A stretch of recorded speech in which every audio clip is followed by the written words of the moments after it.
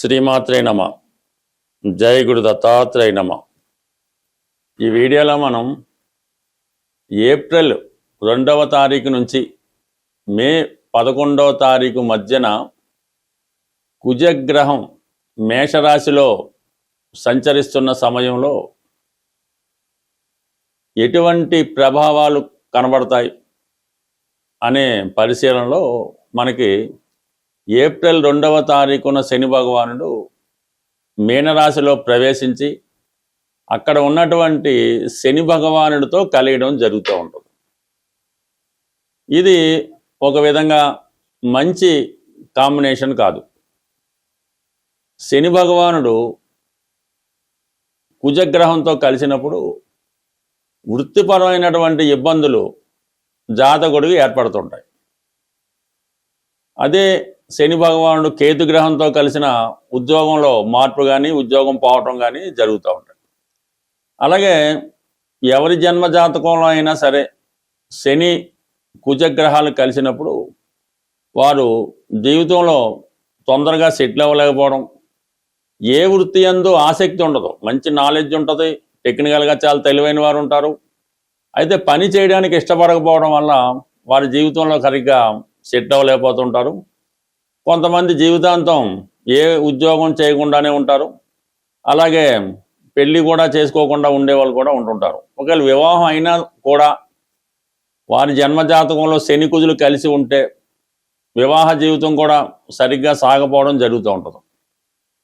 ఇదే స్త్రీ జాతకంలో శని కుజులు కలిసి ఉంటే అసమర్థుడైనటువంటి భర్త రావడం వల్ల ఆమె వివాహ జీవితం చాలా స్ట్రగుల్గా ఉంటుంది. భర్తకు సంపాదన లేకపోవడం, భార్య మీద ఆధారపడడం, ఇటువంటి ఇబ్బందుల వల్ల జీవితం స్ట్రగుల్ అవుతుంటుంది. బట్ ఏదైనా రెండు శత్రుగ్రహాల కలయిక మీనరాశిలో కంప్లీట్గా ఎటువంటి ప్రభావం చూపుతుంది, ప్రస్తుతం జరుగుతున్నటువంటి యుద్ధ వాతావరణంలో ఈ గ్రహాల ప్రభావం ఎంతవరకు ఉంటుంది అన్న విషయాన్ని మనం ఈ వీడియోలో పరిశీలించే ప్రయత్నం చేద్దాం.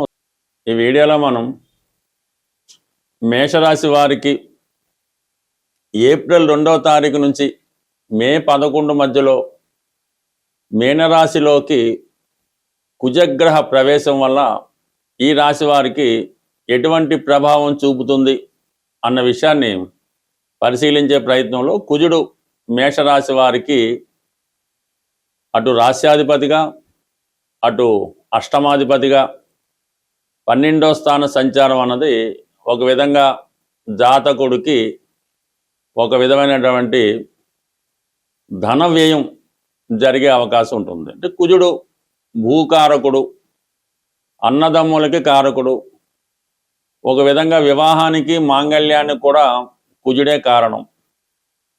ఏదైనా ఒక శుభకార్యం ఇంట్లో జరగాలంటే గురుబలం ఎంత ఇంపార్టెంటో కుజుడు కూడా అంతే ఇంపార్టెంట్. అంటే కుజుడే మంగళకారకుడు. ఆ కారణాల వల్ల కుజుడు 12వ స్థానంలోకి రావడం వల్ల ఈ మేషరాశి వారికి ఏదో ఒక శుభకార్యం నిమిత్తం ధన వ్యయం జరిగే అవకాశం ఉంటుంది. అది ప్రధానంగా మరి మీ తోడబుట్టిన వారికి, చెల్లెలకో తమ్ముడికో లేదంటే ఈవెన్ స్నేహితుడికో వివాహం జరుగుతుంది. ఆ వివాహంలో మీరు ప్రధాన పాత్ర వహించి ఎక్కువ మీ భుజస్కంధాల మీద వేసుకొని ఆ వివాహాన్ని చాలా వైభవంగా జరిపించే అవకాశం ఉన్నది.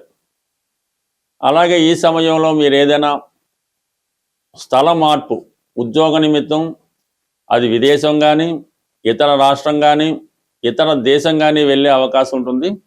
స్థాన చలనం అన్నది ఇండికేట్ చేస్తుంది.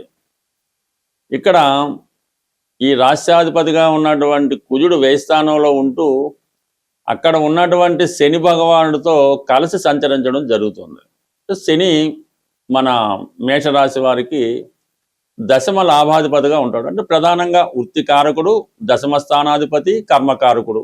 అటువంటి శని 12లో ఉండగా కుజుడు కలియడం వల్ల ఏమవుతుందంటే జాతకుడు ఉన్నటువంటి ఉద్యోగాన్ని పూర్తిగా విడిచిపెట్టి వేరొక ప్రాంతంలో కొత్త ఉద్యోగం ప్రారంభించడానికి ఇది అవకాశం కల్పిస్తూ ఉంటుంది.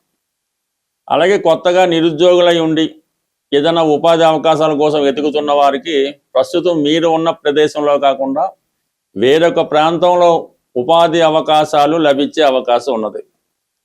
అలాగే ప్రభుత్వ రంగ సంస్థల్లో పనిచేయడానికి కానీ, లేదంటే మీ యొక్క పెద్దవాళ్ళు తండ్రి గారు తాతగారు అంటే మీ కుటుంబ వ్యాపారం అనుకుందాం, అంటే మీ పెద్దవారు చేస్తున్నటువంటి వృత్తిలోకి లేదంటే వ్యాపారంలోకి మీరు ప్రవేశించడానికి కూడా ఇది చాలా వరకు ఈ కాంబినేషన్ దోహదపడుతూ ఉంటుంది. అంటే మీ పెద్దవాళ్ళు వైద్యులో ఉంటే మీరు వైద్య వృత్తి, వారు వడ్డీ వ్యాపారం చేస్తే మీరు వడ్డీ వ్యాపారం, రాజకీయాల్లో ఉంటే మీరు రాజకీయాల్లోకి, ఈ విధంగా మీరు మీ కుటుంబ వృత్తిలో ప్రవేశించడానికి అవకాశం ఉన్నది. అలాగే ప్రధానంగా మీరు ఏదైనా వారసత్వంగా మీకైనా పదవి రావాల్సి ఉంటే, మీ తండ్రి గారు ఏదైనా కార్యాలయంలోనో ప్రభుత్వంలోనో ఎక్కడో పనిచేసి ఏదో కారణాల వల్ల పదవి విరమణ చేసి ఉంటే, ఆ ఉద్యోగం మీకు రావాల్సి ఉంటే ఈ సమయంలో ఆ ఉద్యోగం రావటం కానీ, ఒక రాజకీయ నాయకుడి దగ్గర మీరు అసిస్టెంట్గా చేరడం కానీ, లేదంటే ఒక ప్రభుత్వ అధికారి దగ్గర సహాయకుడిగా చేరడం కానీ జరిగే అవకాశం ఉంది. ఎందుకంటే ఈ కుజుడు 2వ తారీఖున ఏప్రిల్ 2న మీనంలో ప్రవేశిస్తే అక్కడ రవికి భగవానుడు అంటే మీకు పంచమాధిపతిగా ఉన్నటువంటి రవి కూడా వేస్థానంలో ఉండి ఏప్రిల్ 14 వరకు ఉండడం జరుగుతుంది. ఈ కారణం వల్ల కంప్లీట్గా ఇవన్నీ కూడా ఉద్యోగంలో మార్పు, స్థానచలనం, ట్రాన్స్ఫరు, కొత్త ఉద్యోగ ప్రయత్నాలు, కొత్త ఇన్వెస్ట్మెంటు ఇవన్నీ కూడా సూచించే అవకాశం ఉంది. బట్ ఏదైనా ఉద్యోగపరంగా మార్పు అనేది తప్పకపోవచ్చు. అయితే మీరు ఏదైనా పెట్టుబడి పెట్టి వ్యాపారం చేద్దాం అనుకున్న వాళ్ళు మాత్రం చాలా జాగ్రత్తగా ఆలోచించి ఇన్వెస్ట్ చేయవలసి ఉంటుంది. తొందరపడి ఏమాత్రం నిర్ణయం తీసుకొని ఇన్వెస్ట్మెంట్ చేసినా, ఎవరికన్నా ధనం నమ్మి ఇచ్చినా తిరిగి చూడడం అన్నది ఇంచుమించుగా అసాధ్యమవుతుంది. ఈ సమయంలో మీకు కావలసిన వాళ్ళే, దగ్గర రక్త సంబంధికులే మోసం చేసే అవకాశం ఉంది. కాబట్టి ఇతరుల మాటలు నమ్మకుండా మీకు మీరే నిర్ణయం తీసుకోవడం మంచిది. బట్ ఈ సమయంలో మీరు ఏదైనా కొత్త గృహం కొని, కొత్త స్థలం కానీ, వాహనం కానీ ఇటువంటివి మీ కొరకు కొనుక్కునే అవకాశాలు అయితే చాలా పుష్కలంగా ఉన్నాయి. కానీ రిస్క్తో కూడుకున్నటువంటి వ్యాపారాలు మాత్రం 100కి 100 వారికి దూరంగా ఉంటేనే మంచిది. ప్రస్తుతం ఈ కుజ శని గ్రహాల కలయిక ఏదన్నా ఇప్పుడున్నటువంటి జరుగుతున్నటువంటి యుద్ధ వాతావరణం అవనవండి, ఈ పెట్రోలు, గ్యాసు, నిత్యావసరాలు వస్తువులు ధరలు పెరగడానికి ఈ గ్రహాల కలయిక కొంతవరకు కారణం అవుతూ ఉంటుంది. చాలా వరకు నిరుద్యోగ సమస్య కూడా పెరుగుతూ ఉంటుంది ఈ గ్రహాల కలయిక వల్ల. సో దీనికి పరిహారం మనం ఆలోచించినప్పుడు కుజుడు విష్ణుమూర్తి అంశ, శని భగవానుడు ఈశ్వర అంశ. అంటే అంతా ఒకటే, కానీ జస్ట్ క్లారిటీ కోసం చెప్తున్నాం, అందరూ ఒకటే. ఈ రెండుకి జాయింట్గా కలిపి ఆంజనేయ స్వామి అటు కుజుని యొక్క సమస్యలు, ఇబ్బందులు తొలగాలనంటే కుజుడి వల్ల వచ్చే ఇబ్బందులు, అన్నదమ్ముల మధ్య విభేదాలు, భార్యాభర్తల మధ్య విభేదాలు, రుణ సమస్యలు, ఇటువంటివన్నీ కూడా కుజుని వల్ల వస్తూ ఉంటాయి. దానికి పరిహారానికి ఆంజనేయ స్వామి. నిరుద్యోగ సమస్యకి శనివారం నాడు రెగ్యులర్గా హనుమాన్ని పూజించుకుంటుంటే అవి నిరుద్యోగ సమస్య సాల్వ్ అవుతుంది. రుణ బాధలు, అన్నదమ్ముల గొడవలు, భార్యాభర్తల విభేదాలు, పెళ్లి సంబంధించిన సమస్యలు ఉంటే మంగళవారం రోజు ఆంజనేయ స్వామిని ఆరాధించడం వల్ల ఈ సమస్యలు సాల్వ్ అవుతాయి.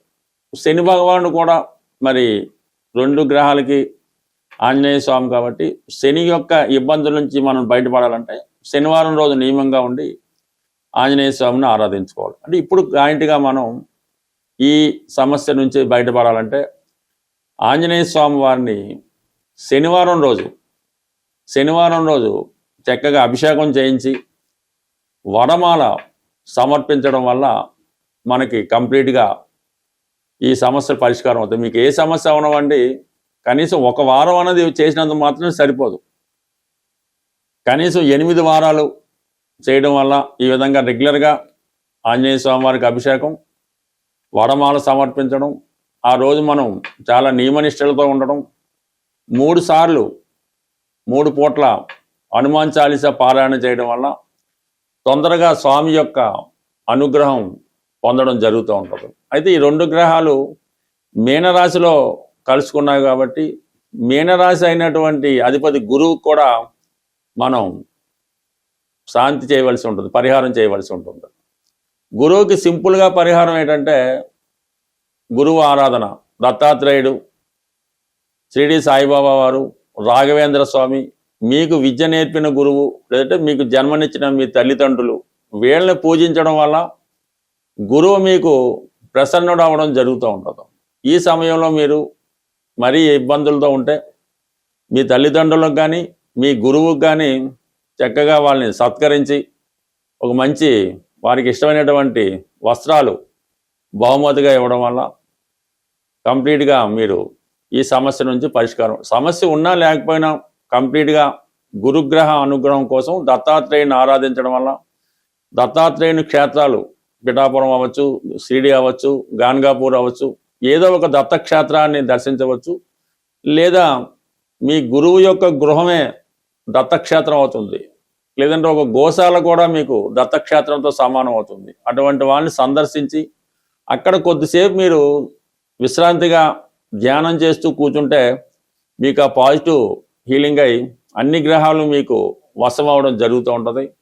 మనం గ్రహాలతో పరిచయం పెంచుకొని వాటిని ఆరాధిస్తూ ఉంటే గ్రహాలు మనతో మాట్లాడి అవి ఏం చేయాలో అవే చెప్తూ ఉంటాయి. స్వస్తి.